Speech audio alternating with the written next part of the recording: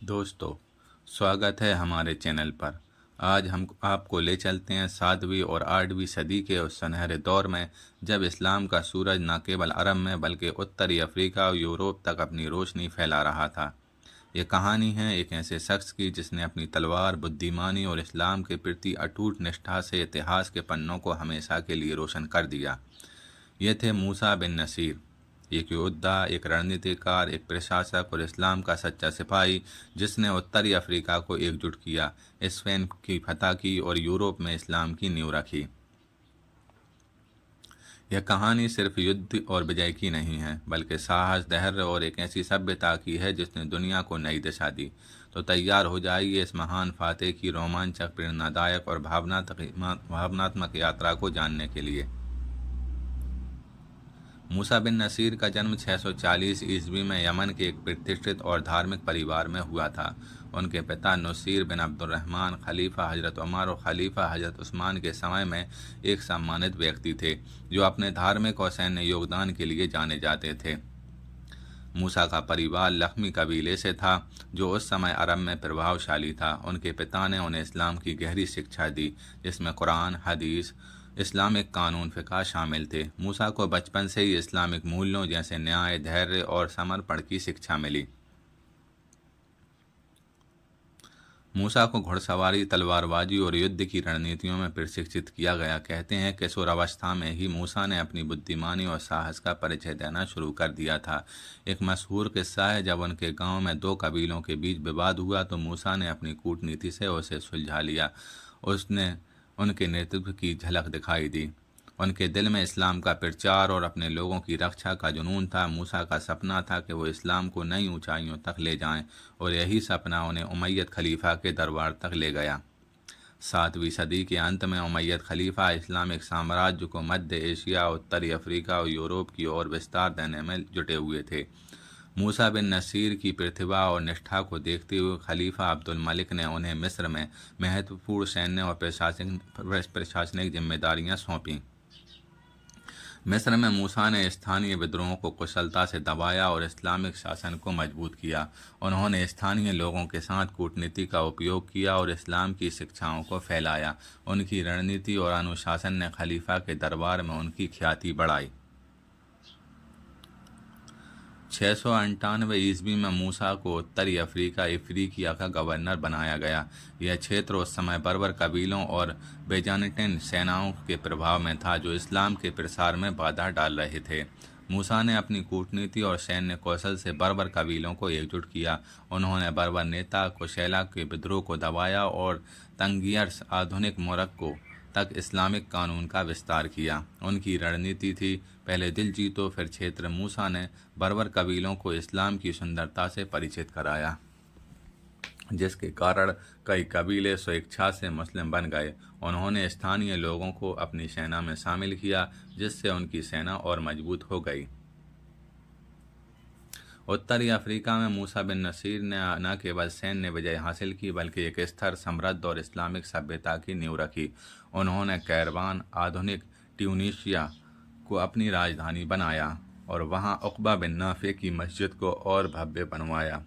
मूसा ने समुद्री बेड़े, नेवी को मजबूत करने पर विशेष ध्यान दिया। उन्होंने तंगियर्स और स्यूटा में नौसैनिक अड्डे स्थापित किए, जो बाद में स्पेन की फतह के लिए महत्वपूर्ण साबित हुए।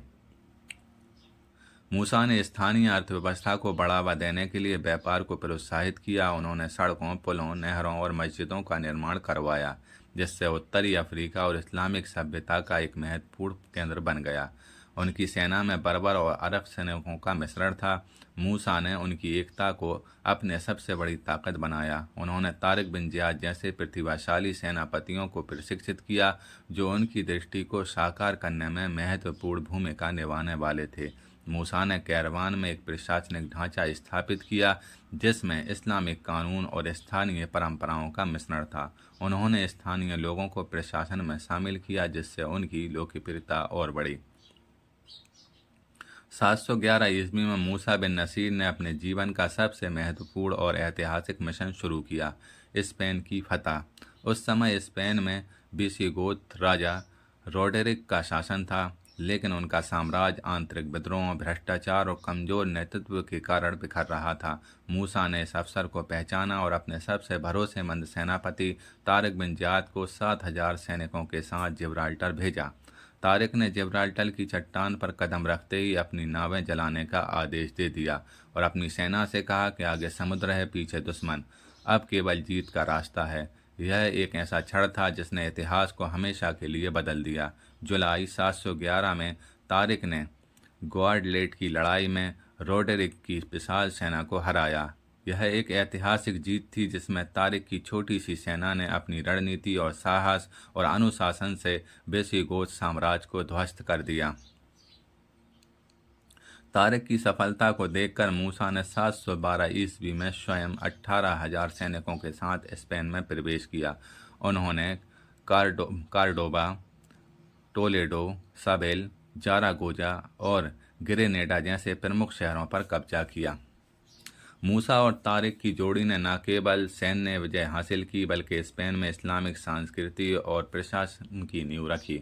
उन्होंने स्थानीय लोगों को इस्लाम की सुंदरता से परिचित कराया, जिसके कारण कई लोगों ने स्वेच्छा से इस्लाम कबूल किया।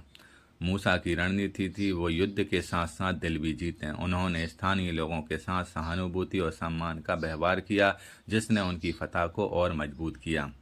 मूसा बिन नसीर सिर्फ योद्धा नहीं थे बल्कि एक दूरदर्शी प्रशासक और सांस्कृतिक शिल्पकार भी थे। उन्होंने स्पेन में एक ऐसा शासन स्थापित किया जो न्याय, समानता और सहिष्णुता पर आधारित था।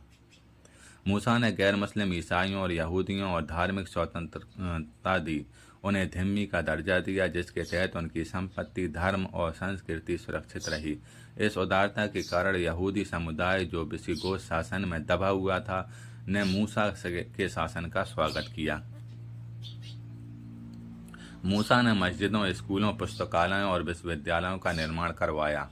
कार्डोबा को उन्होंने एक सांस्कृतिक और बौद्धिक केंद्र बनाया जो बाद में इस्लामिक स्वर्ण युग का प्रतीक बना। उन्होंने स्थानीय अर्थव्यवस्था को बढ़ावा देने के लिए कृषि और व्यापार को प्रोत्साहित किया। उनके शासन में सड़कों, नहरों और बाजारों का विकास हुआ। मूसा ने अरबी भाषा और इस्लामिक विज्ञान को स्पेन में प्रचारित किया, जिसने बाद में यूरोप के पुनर्जनन को प्रभावित किया। मूसा की नीतियों ने स्पेन को एक समृद्ध और एकजुट क्षेत्र बनाया, जहां विभिन्न धर्मों और संस्कृतियों के लोग एक साथ रहते थे। उनकी विरासत आज भी मस्जिद कार्डोबा, अलहम्बरा और स्पेन के इस्लामिक स्थापत्य में देखी जा सकती है। मूसा बिन नसीर की कहानी का अंत दुखद और रहस्यमय है। उनकी अभूतपूर्व सफलताओं ने उनके दरबार में कुछ लोगों में उजलन पैदा की। 714 ईस्वी में खलीफा अल-वलीद प्रथम ने उन्हें दमिश्क वापस बुला लिया। कहा जाता है कि मूसा पर गलत आरोप लगाए गए, जैसे कि उन्होंने स्पेन की फतह से प्राप्त धन को खलीफा से छिपाया। कुछ इतिहासकारों का मानना है कि आरोप उनके विरोधियों की साजिश थी, जिन्हें मूसा की बढ़ती लोकप्रियता और शक्ति से डर था। मूसा की संपत्ति छीन ली गई और उन्हें अपमानित किया गया। कुछ स्रोतों के अनुसार उन्हें मक्का में हज के दौरान जेल में डाल दिया गया। अन्य स्रोतों का कहना है कि उन्हें सीरिया में निर्वासित कर दिया गया और वहां गरीबी में जीवन बिताना पड़ा। 716 या 717 ईस्वी में उनकी मृत्यु हो गई, लेकिन उनकी मृत्यु का सटीक कारण और स्थान आज भी इतिहास में एक रहस्य है। कुछ इतिहासकारों का मानना है कि मूसा की मृत्यु दिल टूटने और अपमान के कारण हुई, क्योंकि उन्होंने अपने जीवन का अधिकांश हिस्सा इस्लाम और खलीफा की सेवा में समर्पित किया था। फिर भी मूसा बिन नसीर की विरासत कभी नहीं मिट सकती।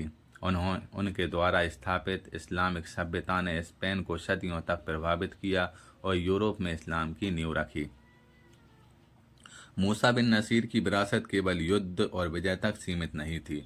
उन्होंने एक ऐसी सभ्यता की नींव रखी जिसने विज्ञान, कला और संस्कृति को नई ऊंचाइयों तक पहुंचाया। स्पेन में उनके शासन ने इस्लामिक स्वर्ण युग को जन्म दिया, जिसमें कार्डोबा ज्ञान और सांस्कृतिक का केंद्र बना। उनके द्वारा स्थापित मस्जिदें, स्कूल और पुस्तकालय यूरोप के बौद्धिक विकास में महत्वपूर्ण साबित हुए। मूसा की नीतियों से विभिन्न धर्मों और संस्कृतियों के बीच सह अस्तित्व को बढ़ावा दिया, जो आज भी एक प्रेरणा है। उनकी विरासत मस्जिद कार्डोबा, अलहम्बरा और स्पेन के इस्लामिक स्थापत्य में आज भी जीवित हैं। मूसा बिन नसीर की कहानी हमें सिखाती है सच्चाई, धैर्य और अपने मिशन के प्रति समर्पण से कोई भी असंभव लक्ष्य हासिल किया जा सकता है। उनका साहस, उनकी रणनीति और इस्लाम के प्रति उनकी निष्ठा आज भी लाखों लोगों को प्रेरित करती है। मूसा ने न केवल युद्ध के मैदान में जीत हासिल की, बल्कि अपने शासन से एक ऐसी सभ्यता की नींव रखी जिसने दुनिया को नई दिशा दी। दोस्तों, ये थी मूसा बिन नसीर की ज़िंदगी की कहानी। आपको कौन सा हिस्सा उनकी ज़िंदगी का सबसे ज़्यादा प्रेरित करता है?